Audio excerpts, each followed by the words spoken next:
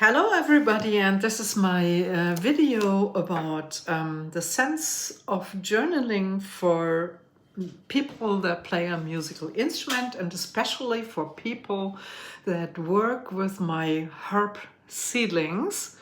And as my members already have found out, I don't provide material in a digital version, written material for the harp seedlings.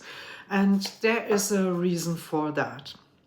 It has to do with the fact that if we read something that somebody else has written down, then we get into the illusion of knowledge.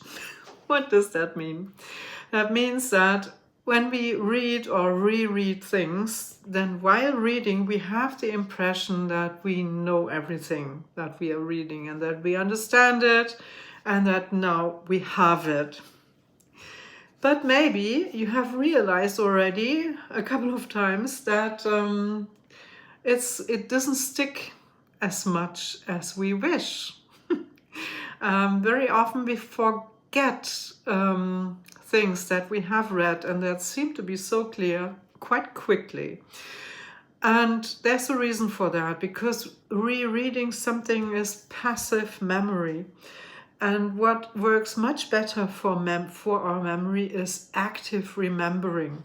And that means that after I have learned something, I sit down and rethink, how was that going? How was that working? What have I learned? What have I experienced?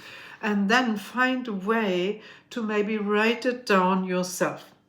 And I use these notebooks for that. And I don't use a tablet or any other electronic device, because research has proved that it makes a difference for our brain to use a real pencil or whatever, a real writing device and real paper and books where you can browse with your hands, which is a haptic experience, and that really makes a difference.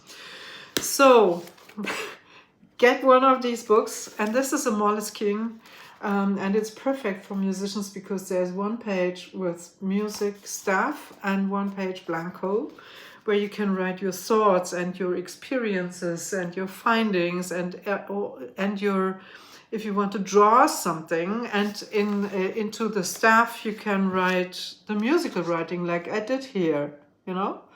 And I use that to take notes. First of all, what have I worked with? What was the seedling, for instance? What was the basic idea that I have been using in today's practice?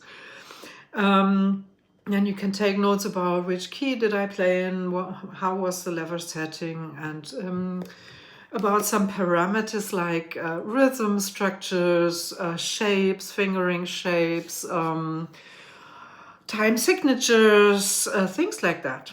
And then, of course, you can write into your diary, what were your experiences? What did you find out?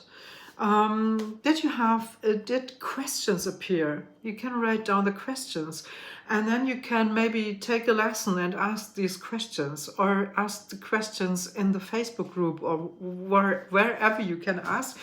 Or you could take a note, which is the next course that I want to do, or which is the next book I want to read, which is the next experiment that I want to set up with my harp. How does a mode sound for me today? And does it sound the same way tomorrow? And how does rhythm affect a mode? Or how does a mode affect a rhythm, a melody? How does the range where I play something affect music, and so on? This is all what you can take notes for in your diary, in your Harp Seedlings journal.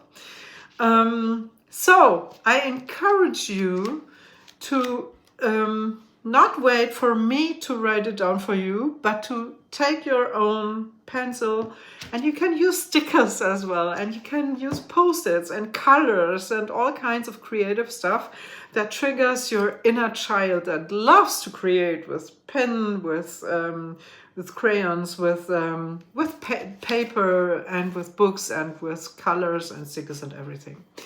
Have fun with that, and it's an expansion to just play the harp. You combine playing the harp with expand your knowledge, expand your experience, being more and more conscious of what you experience in music and with music, and this makes you richer, it enriches you. Of course it takes time, but it's like everything, that when we want something to grow, we have to take care of it, and that takes time. If we don't want to take time, then we can use an AI.